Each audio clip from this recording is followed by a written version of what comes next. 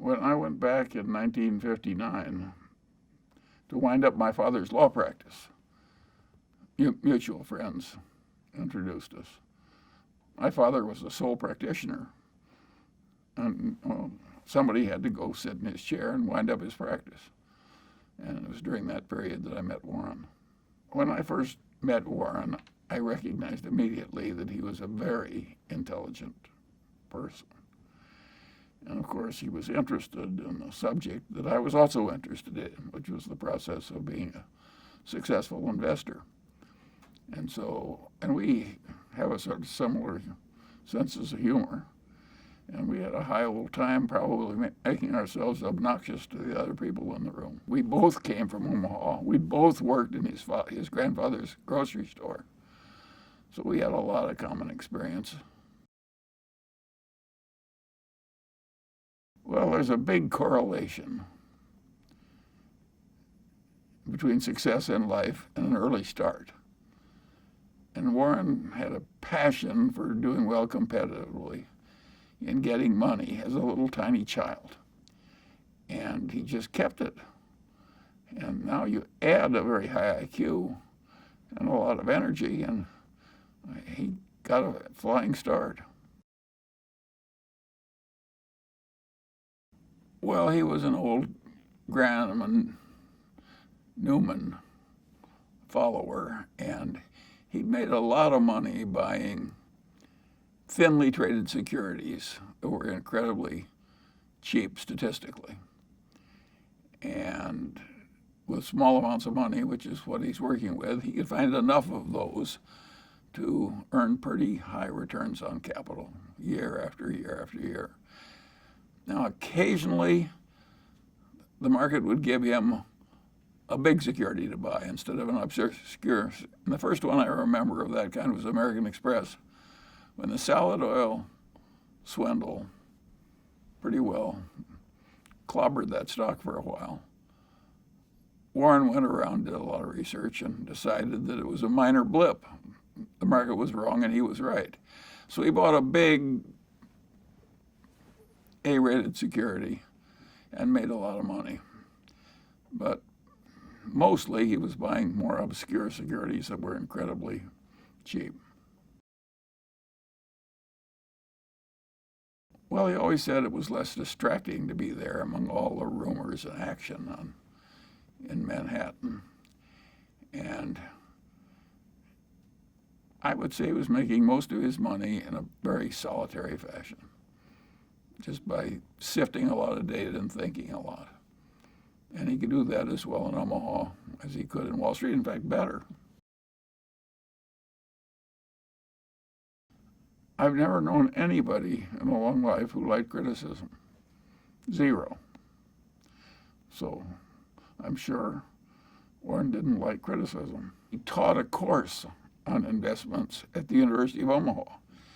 And in that course, he criticized certain common practice in the over-the-counter securities market, where securities firm often met an old lady in church and then sold her stock in a utility with a 5% markup that was sort of hidden. And Warren thought, well, that was dirty and cheating and inelegant. And of course, when he talked that way in his university course, some of the people that were doing it hated him. And so he got private criticism. People tried to keep him out of clubs and stuff like that. If he'd bought it in his partnership, which he owed more of, he would have made a lot more money. And as it worked out, he made billions and billions of dollars for a bunch of people he didn't even know. But I don't think he can call it a mistake in that sense. But I don't think he regrets it.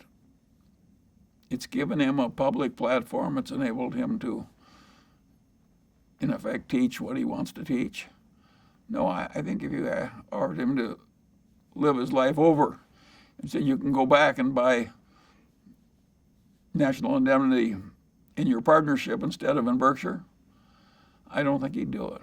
One of the reasons Warren's successful is he's brutal in appraising his own past.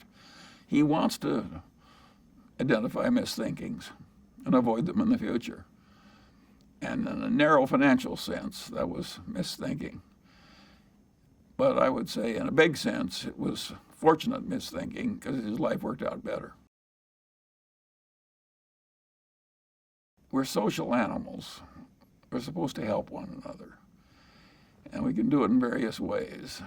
And there's nothing that helps people more than helping them get rid of a wrong idea and replacing it with a right one. You know, it's like God's gift. And since we're trying to avoid sin and error, helping other people avoid it it's a useful thing to do. I think the sort of solid Middle Western, unpretentious background helped. I don't think it would have helped if the Mungers and Buffetts had been at the exact pinnacle of Omaha society and had been going to the fancy balls and owning the local newspaper or the local bank. I think then we might have worked out differently. But what I call a solid upper middle class background in Omaha, I think helped us both. Well, Warren was very close to his father. And of course he didn't like it. But Warren soldiers on. I think it just sobered him and hurt him. But both Warren and I could look at our fathers and see what they did right and what they did wrong. Warren's father was a strong ideologue, real old-fashioned right-wing ideologue, as was his grandfather. And his father was so intense about it that Warren just decided that it was a mistake. It cabbaged up your head to be that much of an ideologue. So he loved his father, but he didn't want to become that much of a true believer in anything. And so he avoided it. What happened by accident? He had that contretemps where the CEO of Berkshire Hathaway tried to cheat him out of an eighth, and he got angry and said, well, hell with you, I'll just buy more. And that was a pretty silly way to behave, as Warren has recounted in retrospect. But it's what he did, and the rest is history. It happened to make his life work better, not worse. But it was an accident that he chose Berkshire Hathaway. If the chairman hadn't tried to cheat him out of an eighth on an $11 price, there wouldn't have been any Buffett-Berkshire Hathaway history.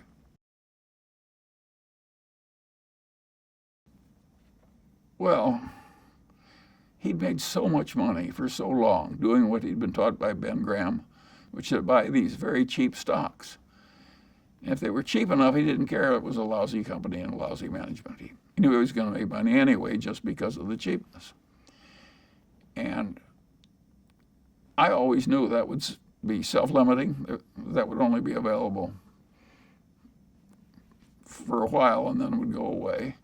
And that it would be easier to make money by getting into the great businesses that either had a great manager or were businesses where a fool could run and still prosper.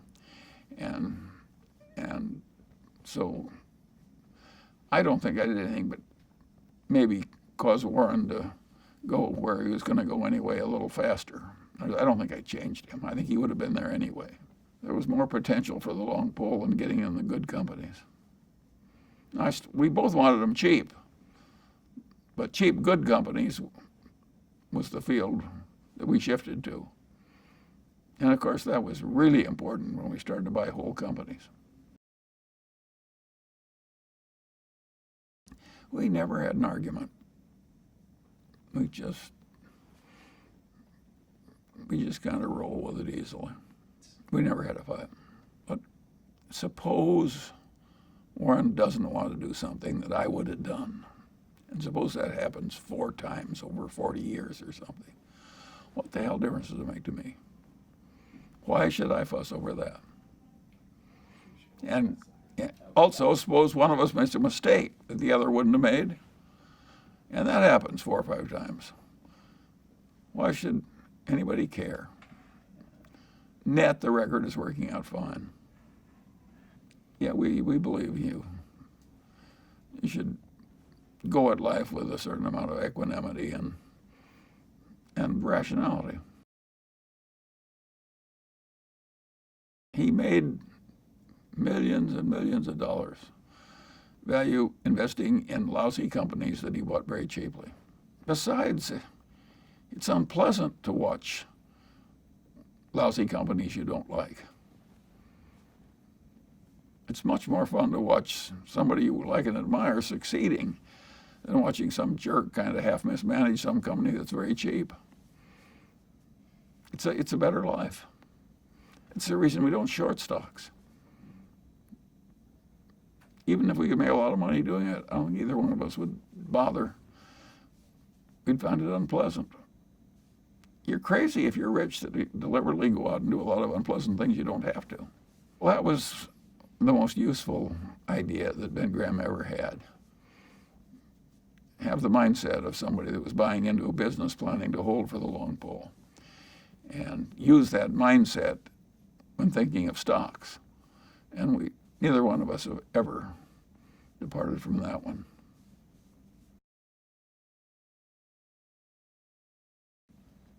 Well, remember, Warren had a long history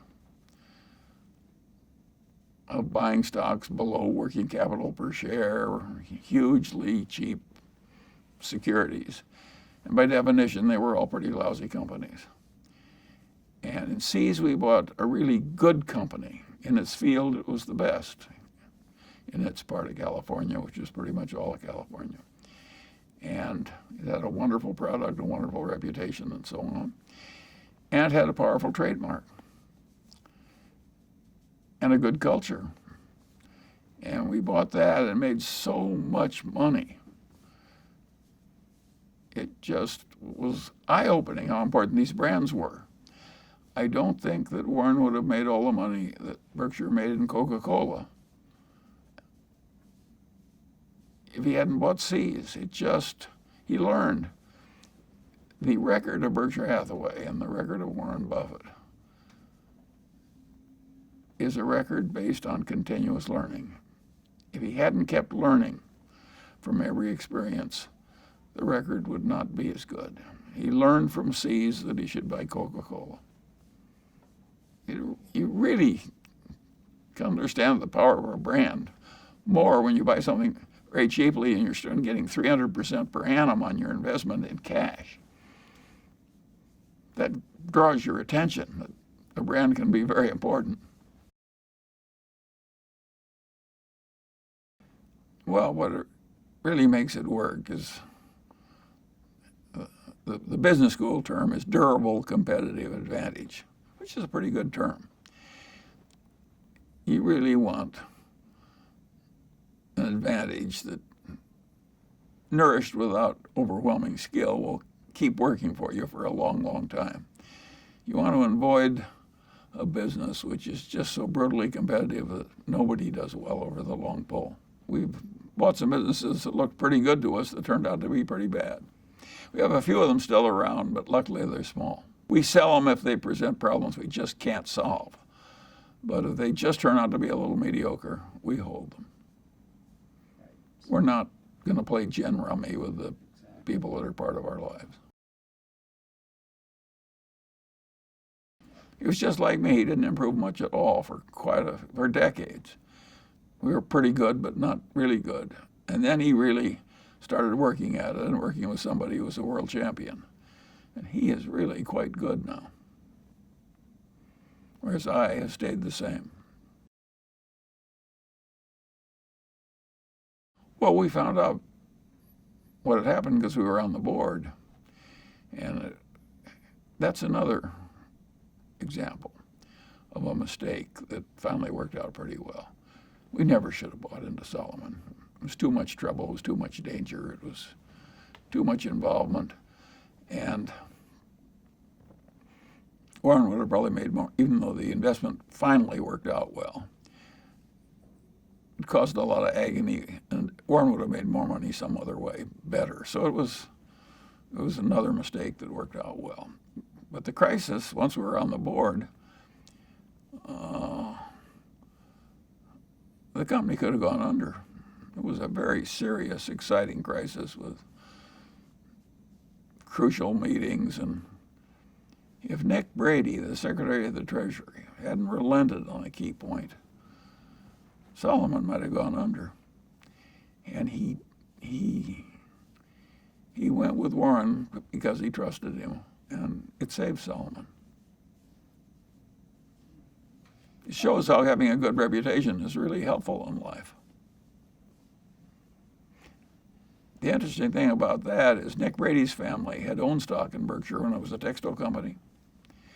And he, when he was at the Harvard Business School, determined it was a lousy business, and he had his branch of the family sell out. The other branch of the family stayed, and the guy got to like Warren when he came on the board, and he was kind of a stubborn New Englander. And he held all his shares in this lousy, failing business. And of course, he became enormously rich. Whereas Nick Brady, who made the correct decision to get out of a lousy business, watched his relative who knew less and hadn't gone to business school and so on, made this great fortune. Life is full of little ironies like that one. I don't think it bothers Nick Brady. He's a pretty mature fellow. But it was one of those crazy quirks of life. Well, if you start with a bunch of lousy businesses, which is what we started with, but we're going to wring a fair amount of cash out of those businesses. So basically, we started out with cash and ended up buying a bunch of businesses, including insurance companies, and drove Berkshire without really issuing much stock to anybody, from virtually nothing into hundreds of billions of dollars of market cap. Nobody else has a record like that. There's some great conglomerates, General Electric, United Technologies, Honeywell, but nobody has a record like that. If you're in a big bureaucracy, it can't change. It's just too hard. So you may say, well, I'd like to operate that way with no overhead and just a few people at headquarters and quick decisions that are good. But they're locked into a procedure like the Army or Navy with lots of meetings and people. And they just can't get to where we are from where they are. And they know that. And so they just shrug their shoulders. If some people can do way better than I do by that method, why, God bless them. I don't envy them because I can't follow them.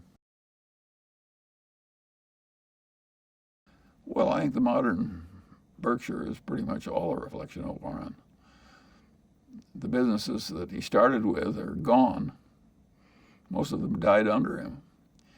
And so he's created Berkshire with nothing but a small bit of starting money. Well, we used to have just 30 people in a cafeteria, and now we have this huge public spectacle. But I think it's helped the company. The big spectacle meetings. It's helped the teaching part of Warren's personality. I think it's been very good for us. Remember, Warren used to volunteer as a teacher at the University of Omaha. He likes a certain amount of this. He would hate doing it all the time. No, I think Warren has his life just the way he wants it, including the annual meeting. Celebration is part of making a group of people work well together. It's a celebration. Well, he came out of a private partnership where people he knew were trusting him a lot when he was obscure. And he had his relatives in the partnership, and they were not rich. So he always had a good stewardship idea, and he just as it got bigger, started treating everybody else the way he treated his relatives. That is a very good idea. I have a name for it. I call it extended Confucianism. It's a very good idea to extend your Confucianism, certainly to suppliers and customers and so on. It's so powerful. I constantly talk about Berkshire, a seamless web of deserved trust. It's such a simple idea. And then bureaucracy has so much dysfunction and evil buried in it, even when the people in the bureaucracy are not awful people. That running a system that has practically no bureaucracy at headquarters is hugely advantageous to Berkshire. I'll tell you how you do it. Have you ever seen a juggler juggle 25 milk bottles? How did he ever get to do that? The answer is he started with 1 bottle, and 2, then 3, and just kept doing it, and pretty soon he was at 25. And that's the way we did it. Now there's a limit. Maybe the guy has to stop at 25. And I don't think that is happening to us yet. Our return is slowing down. But Berkshire is still a collection of businesses that are above the average quality of the indexes. So it's a very respectable investment, even though it can't work the kind of miracles it did when we were young. That's a source of enormous satisfaction to both of us. Well, I think our philosophy is basically pretty universal. I don't mean it's the only way to get ahead, because there are a lot of different ways to get ahead in a competitive, scrambling world. There are even some rogues that get ahead. I have always loved the statement of one of the popes about Cardinal Richelieu. And what the Pope said was, if there is a God, Cardinal Richelieu has much to answer for. But if not, he's done very well. Well, there are a lot of people who succeed like Cardinal Richelieu. I don't want that kind of success, but a lot of people get it. Well, we both love the investment game. It enables you to think about a whole lot of intertwined things. And you get to watch a lot of people who are fabulously good at doing something, who are your partners. That is very pleasant. It's a lot like being on a winning football team or something. And of course, the looking for new things is a lot like hunting and fishing. So we have a way of living that has both more pleasure and more achievement in it. So why wouldn't we like it? Nobody wins the game. We're all dead in the end. You just you just surf along for a little while, and then you lose. He likes to win at bridge. He likes to win at business. Now, he doesn't like to win at all costs. He wants to win by playing by the rules and all that. But yes, Warren likes to win. Warren is so competitive that if you watch his life, you will find that he doesn't play what he's not good at. When he got old enough so he couldn't play good golf, he quit. And he would do the same thing if his bridge skills went way down. Warren does not like to play games he's not good at. Well, Warren has a streak of sympathy for people who are unfairly treated and get bad outcomes. It's not like he spends a lot of time with such people on a one-to-one basis, but he feels a sort of obligation to vote and help in a way that will be good for a lot of people that are way less fortunate than he is. He's more so than I am. I'm more philosophical about the inequalities of the world. And I wouldn't waste a lot of time trying to fix something that the world has had for so long. But Warren likes to vote to try and fix it. He has more of it than other members of his family. I worked for his grandfather. It was not what drove his grandfather. And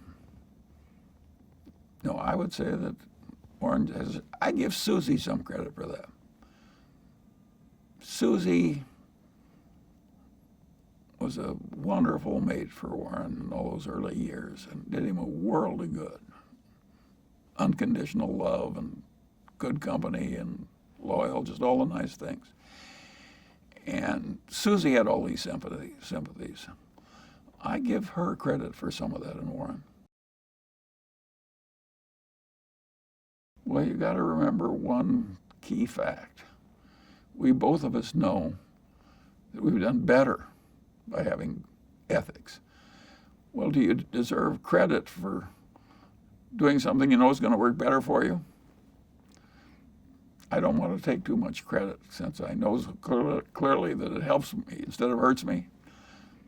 So I think the people who are ethical, when they know it's going to hurt them, deserve credit than people like me and Warren who know all along that the ethics is going to help us in the end. I think partly we both like it intrinsically, so I don't think we're doing it just because it works better. But we know it works better, and so what's our real motivation? I don't think people know their own motivations. I don't think I know mine. All I know is I end up there. I know I don't deserve as much credit for it as somebody who does it when it hurts him, because I'm doing it when I know it's going to help me net over the long pole. Well, he thought it was a good business run by good people. It's exactly what we like. And I think there was a little tinge of nostalgia. It's a sort of a Middle Western company. The Burlington Railroad was very important in Omaha, always. And the Union Pacific is headquartered in Omaha. And Warren had always been an electric train fanatic when he was young, and I had electric trains. No, I think there was a little bit of nostalgia in it, too. He's always looking for foreign investments. But what he's found mostly is United States investments. And, yeah, it has to be a pleasure for somebody raised in Omaha to buy the Burlington Northern Railroad. It built the whole country. It changed the whole world of railroads. We all remember them. There was a time we used them instead of airplanes. I can remember that time. And I can remember the trips on the old Pullman cars. No, we both liked it. But we wouldn't have bought it if the numbers hadn't been good.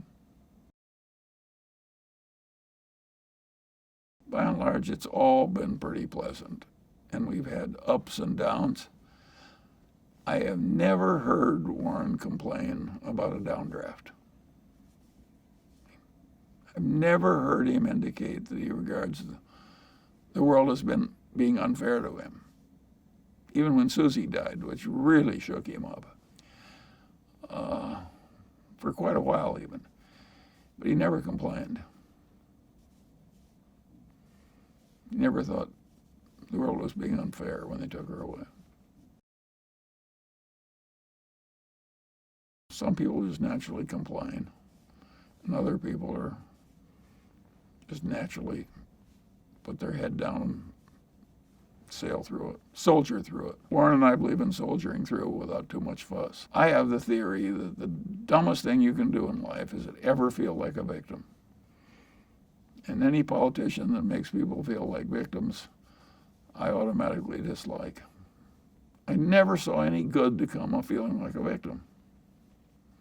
Even if you are a victim, I think it's a mistake. The Chinese were living in poverty, subsistence agriculture, in caves and so on, real poverty, hundreds of millions of them. And they worked their way out of poverty. And look at them now. How would it have worked if they said, no, we'll vote ourselves rich. We'll just raise the minimum wage.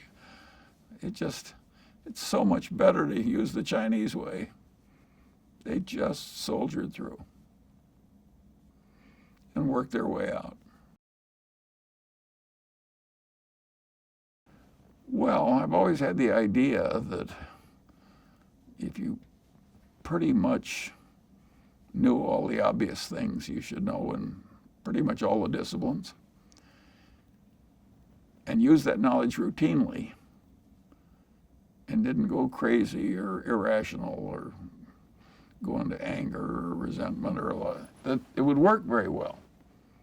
And so naturally, I've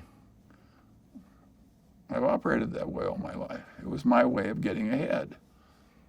I didn't get ahead by specializing. I got ahead by knowing the big ideas in all the disciplines. And that works if you're a wide-ranging investor, like me or Warren. It's not the way for most people to get ahead. And so we were very lucky to have the outcomes we did. I don't think either of us deserves huge credit for what happened. We're in the right place with the right family values, the right temperaments. And I'm sure we had some favorable breaks. But yes, I was lucky in that my grandfather Munger really believed down to the soles of his feet that rationality was a moral duty. It's just the way he was put together. And so it was very easy for me to pick up that idea. But even for people with prepared minds, we had better results than are at all common. So there was some luck in it. Amazing how you can go through a modern textbook in psychology, whole damn 1,000 pages, and in a subject that's been worked over by generations of academicians. You will not find people talking about the way that when you combine 4 or 5 psychological tendencies at once, you get a Lollapalooza effect. But it's a hugely important idea. And I don't know why a whole academic subject, I think the reason they ignore it is it's hard to do their little experiments that prove it. Listen, Berkshire is a Lollapalooza effect. There are several factors that intertwine, all moving in the same direction. Both of us prefer to make our money in association with people of merit. But if a marketable security was available in gobs on a horrible, mispriced basis in some lousy business, I think we might still buy it. In other words, the things are cheap enough, it sets the juices running. I'm not sure we're right to do that, but I think we might do it. It hasn't happened in a while. So we tended to drift out of it. But would we ever go back in? Well, Warren did those derivatives where he sold puts on the indexes. I think we'll make lots of billions of dollars out of that very easily. I think both of us believe the world would be better off without those derivative markets. But if they're there and it's mispriced, we act. They're for sale, it's a public market. There's no dishonor. But if you ask me as a voter, if I would vote the derivative markets like that one out of existence, I'd do it tomorrow. And Warren wrote the best and only letter when the options exchanges were allowed. He wrote a letter of objection. It was like the only letter. You really ought to dig that out and print it because he was so right.